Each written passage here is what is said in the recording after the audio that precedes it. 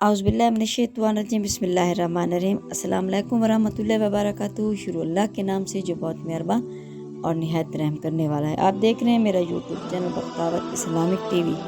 سن 607 ہجری کا دن بھی یادگار ہے، جس دن اہل شام اپنے خون سے اپنی تاریخ لکھ رہے تھے۔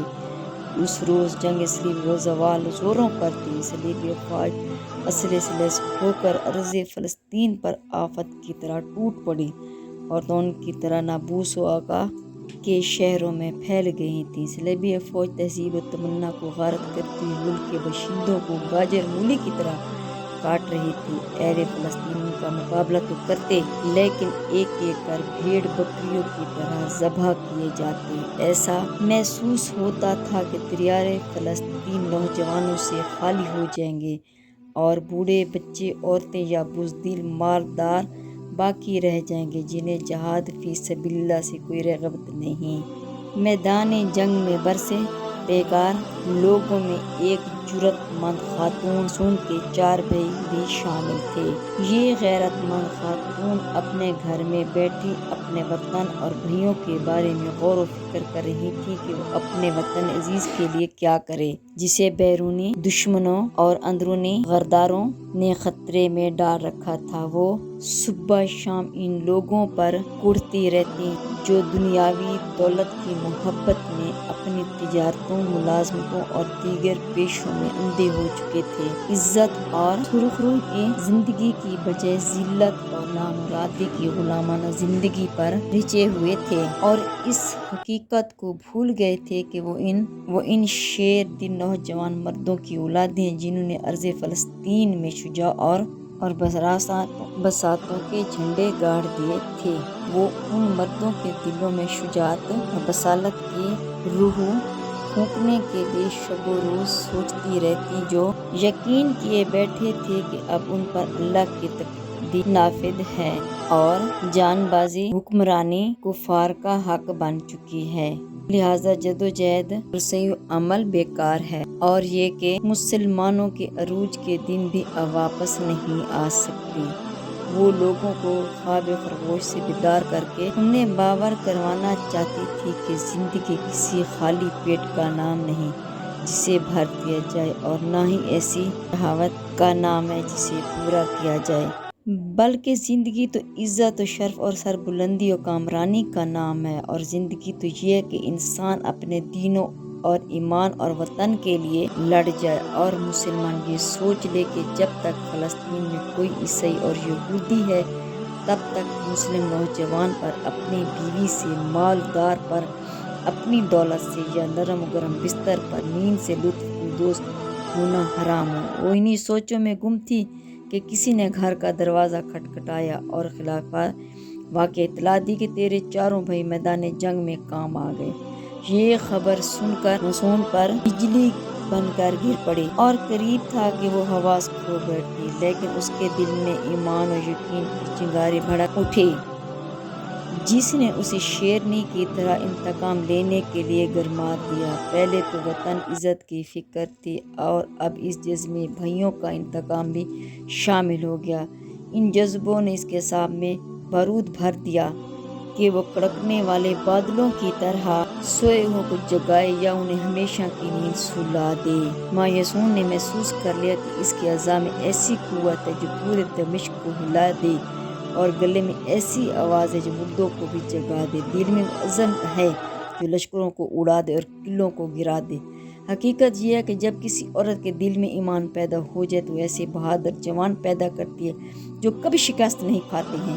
اس نے میدان عمل کی تلاش میں چاروں طرف نظریں گھمائیں، لیکن اسے کوئی عزیز یا رشتے دار نظر نہ آیا جو اس کا ساتھ دے۔ چنانچہ اس نے آسمان کی طرف نظریں دوڑائیں تو اسے معلوم ہوا کہ تقدیر الہی نے اسے ایک کارنامے کے لیے منتخب کر لیا ہے جو ہمیشہ یادگار رہے گا، جس سے مردوں کو بھی پتہ چل جائے گا کہ یہ مردگانی اور شجاعت کیا ہے۔ سب کچھ محسوس ہونے کے باوجود اسے سمجھ میں نہ آتا کہ وہ کیا کرے۔ اسی سوچ و بچار میں وہ اپنے سر کے بالوں پر ہاتھ پھیرتی رہی۔ وہ چاہتی تھی انہیں ریشمی بالوں سے لوگوں کے دین و ایمان خطرے میں ڈال دیتی، لیکن اس غیرت مند خاتون نے کوئی اور کارنامہ انجام دینا تھا۔ اسی دوران اسے اندھیرے میں کودنے والی بجلی کی طرح امید کی کرن نظر آئی کہ یہی بال اس کا ہتھیار ہیں جن کے ذریعے وہ لشکروں کو میدان جنگ میں اتار سکتی ہے، معمولوں کو شہبازوں سے لڑا سکتی ہے۔ وہ اپنی پڑوسیوں کے پاس گئی اور ان سے اپنے بھائیوں کا ذکر کرنے لگی۔ انہوں نے سمجھا کہ غم ہلکا کرنے کے لیے آئی ہے، لیکن اس نے اظہار قربانی اور سرفروشی کی ایسی داستان چھیڑی کہ وہ سب کی سب بے خود ہو گئیں اور جہاد فی سبیل اللہ کے لیے تیار ہو گئیں۔ اس خاتون نے کہا کہ ہم مرد تو نہیں جو لشکروں کی قیادت کریں اور تلوار چلائیں، لیکن جب مرد بزدل ہو جائیں تو ہم میدان عمل میں اتر سکتی ہیں۔ بہنوں، میرے یہ بال میری قیمتی سرمایہ ہیں، میں انہیں جہاد میں فی سبیل اللہ حصہ لینے والے گھوڑوں کی رسیوں اور لگاموں کے لیے پیش کرتی ہوں تاکہ ان کے ذریعے مردوں جہاد سے جو جی چرانے والے انسانوں کو جگا سکوں۔ یہ کہہ کر اس نے سر کے بال کاٹ لیے۔ اس کی سہیلیوں نے بھی ایسا ہی کیا۔ سے خون ریز معرکوں میں حصہ لینے والے گھوڑوں کی لگامیں اور رسیاں بنائیں اور جامع اموی کے خطیب سبط ابن جوزی کے پاس بھیج دیں۔ وہ انہیں جمعۃ المبارک کے روز اپنے ساتھ مسجد میں لے گیا۔ وہ مارے غیرت و حمیت کے مارے کانپ رہا تھا اور اپنی نشست پر ٹھہر نہیں سکتا تھا اور ممبر پر چڑھنے کے انتظار میں اس کا پیمانہ صبر لبریز ہو رہا تھا۔ چند لمحوں بعد اذان شروع ہوئی اور وہ فوراً ممبر پر آ کر بیٹھ گیا۔ لگامیں اور رسیاں اس کے سامنے تھیں، اس کے آنکھوں سے بے اختیار آنسو ٹپک رہے تھے۔ لوگ ایک دوسرے کی طرف حیرت انگیز نگاہوں سے دیکھنے لگے۔ جوں ہی اذان ختم ہوئی وہ اٹھ کھڑا ہوا اور خطبہ دینے لگا۔ اس کا خطبہ در حقیقت وہ آگ تھی جس سے پتھر موم ہو گئے اور جگر پاش پاش ہو گئے۔ ان کا جادو اثر کلمات کے متعلق خطیب کو خود معلوم نہیں ہو رہا تھا کہ یہ اس کی زبان پر کہاں سے آ رہے ہیں، کیونکہ اس کے دل نے یہ الفاظ عالم یقین سے اخذ کیے اور اس کی زبان پر ڈال دیے۔ کوئی آدمی انہیں روایت کرنے کی سکت نہیں رکھتا تھا، کیونکہ یہ روح کا روحوں سے خطاب تھا۔ یہ خطاب ایسی ولی کرامت بن گئی جو ہر زمانے میں کسی محدث کی زبان اور ادیبہ گو کے قلم پر زہر ہوتی ہے۔ اللہ تعالیٰ ایسے خارق عادت خطبے کو ایسی روح عطا کرتا ہے جو روحوں کو کھینچتی ہے اور ایسا ہاتھ بنا دیتا ہے جو اعصاب کو کھینچ لیتا ہے۔ چنانچہ لوگوں نے اس کے جادو اثر خطبے کے الفاظ اپنے طور پر یوں بیان کیے ہیں کہ اے وہ قوم جسے اس کے مذہب نے جہاد کا حکم دیا تو اس نے پوری دنیا خطا کر ڈالی اور بندوں کو صراط مستقیم پر چلا دیا۔ اب وہ بزدلوں کی طرح گھروں میں دب کر بیٹھ گئی۔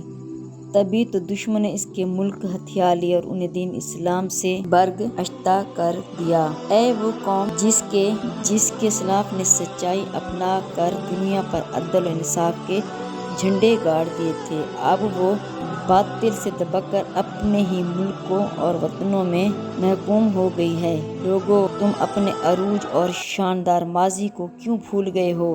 تم نے عزت و وقار کا راستہ کیوں ترک کر دیا؟ تم اللہ کی راہ میں جہاد سے ہٹ گئے تو اللہ تعالیٰ نے تم پر ذلت مسنت مسرت کر دی۔ تم نے کس بنا پر سمجھ لیا کہ آج کے بعد عزت و وقار مشکروں کے لیے ہے؟ حالانکہ رب العزت نے فرمایا عزت اللہ تعالیٰ کی، اس کے رسول کی اور مومنوں کی ہے، مگر منافق نہیں جانتے۔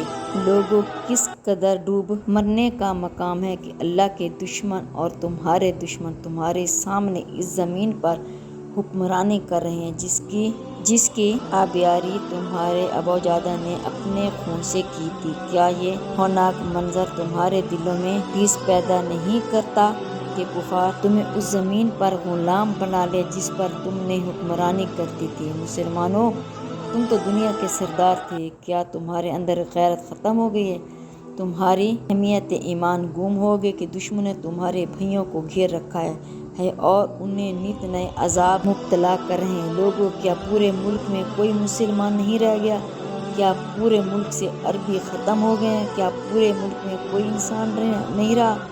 مسلمان مسلمانوں کی مدد کرتا ہے، عرب عرب کی مدد کرتا ہے، انسان پر رحم کھاتا ہے۔ جو کوئی فلسطینیوں کی مدد کے لیے نہ اٹھے وہ نہ مسلمان ہے نہ عرب نہ انسان، تم یہاں کھانے پینے میں مشغول ہو اور ناز و نعمت کے مزے اڑا رہے ہو، جبکہ تمہارے بھائی جنگ کی شعلوں میں گھس کر آگ کے انگاروں پر لوٹ رہے ہیں۔ اے مسلمانوں، گھمسان کا رنگ پڑا ہے، جہاد کی منادی آواز دے رہے ہیں، آسمان کے دروازے کھل گئے ہیں۔ اگر تم میدان کے مرد نہیں ہو تو راستہ چھوڑ دو اور عورتوں کو جنگ کرنے دو، اور تم جا چوڑیاں پہن لو اور پگڑیوں اور داڑھیوں والی عورتوں، اگر ایسا نہیں ہے تو آؤ گھوڑوں پر سوار ہو جاؤ، یہ ان گھوڑوں کی رسیاں اور لگامیں ہیں۔ او بے مسلمانوں، جانتے ہو کہ یہ رسیاں اور لگامیں کس چیز سے بنی ہیں؟ یہ ان عورتوں کے ریشم حریر جیسے بالوں سے بنی ہیں جنہیں شرم حیا کی وجہ سے سورج کی آنکھ نے نہ دیکھا، واللہ ان کے علاوہ ان کے پاس کچھ نہیں ہے جن کے ذریعے وہ فلسطینیوں کی مدد کریں۔ انہوں نے یہ بال محض اس لیے کاٹ ڈالے کہ یہ رسم محبت ختم ہو گئی اور جہاد مقدس شروع ہو چکا ہے، اللہ کے دین کے غلبے کے لیے، وطن اور عزت کے استحکام کے لیے۔ اگر تم ریشم جیسے بالوں کی بنی ہوئی رسیوں اور لگاموں کو لے کر گھوڑوں پر سوار نہیں ہو سکتے تو اپنی میڈیاں بنا لو، یہ عورتوں کے سروں کے بال ہیں۔ کیا تمہارے اندر شعور کا قحط پڑ گیا؟ یہ کہہ کر اس نے وہ بال ممبر سے لوگوں کے سروں پر پھینک دیے اور چلا کر کہا، اے مسجد کے ستونوں، گر پڑو، اے رجوع ٹوٹ جا، کیونکہ مردوں کی مردگانی ختم ہو گئی ہے۔ یہ سنتے ہی سامعین پرجوش ہو گئے اور ان کے دلوں میں بےتابہ غیرت جوش مارنے لگی اور وہ شہادت کی طلب میں بےتابہ ہو کر اٹھ کھڑے ہوئے۔ یہ خطبہ سے مردہ دلوں میں روح دوڑنے لگی، ان کی رگوں میں ابوجادہ کی روایتی شجاعت اور بساط لوٹ آئی۔ وہ جہاد فی سبیل اللہ کے لیے میدان میں اترے اور انہوں نے شیروں کی طرح